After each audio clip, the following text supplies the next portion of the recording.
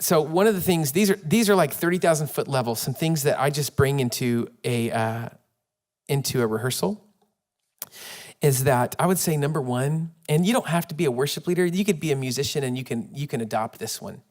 So this is one of the characteristics of a good leader. The good leaders that I've observed in my lifetime, typically good leaders are removing confusion. And I don't know if you've ever been a part of a rehearsal and you just leave more confused than when you came in. And so that's just a really great question to, or a really great something. It's just something just to have in your back pocket of like, I just want to remove as much confusion as possible. Like nobody's going to walk away here going, so the bridge happens and we're doing that, like 3 times now? And then so then after the bridge, it's like another 2 choruses and then we turn to the, whatever it is of like, so you're going to talk there and you're going to, and I mean, I'm not saying like, don't leave room for the Holy Spirit. I'm just saying like, just remove as much confusion, and spend some time thinking about that. Like, what can I do to take away confusion from my team?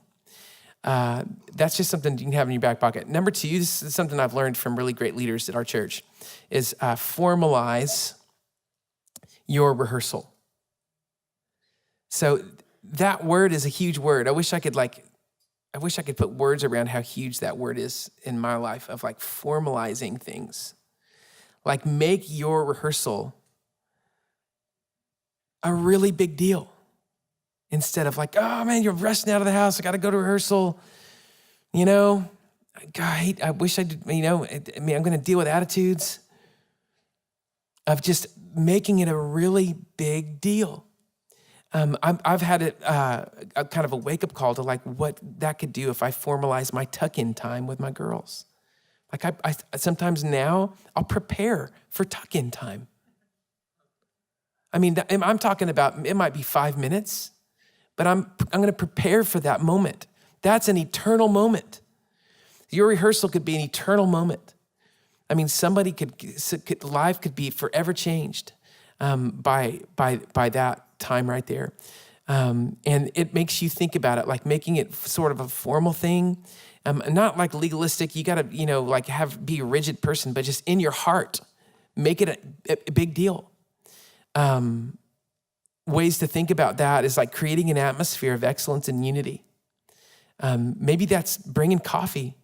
It's just like, we're just going to have coffee here. Like that might be a good idea. That seems to always like boost morale for some reason. I don't even like coffee, but I have coffee sitting right there. Because I'm in a worship thing and I got a laptop out. And it just all comes together. Maybe your charts they're good looking charts. Like they're really nice charts. You did the work to, I don't know, figure that out. Maybe there's a bottle of water sitting next to everybody's stand. That's an easy thing.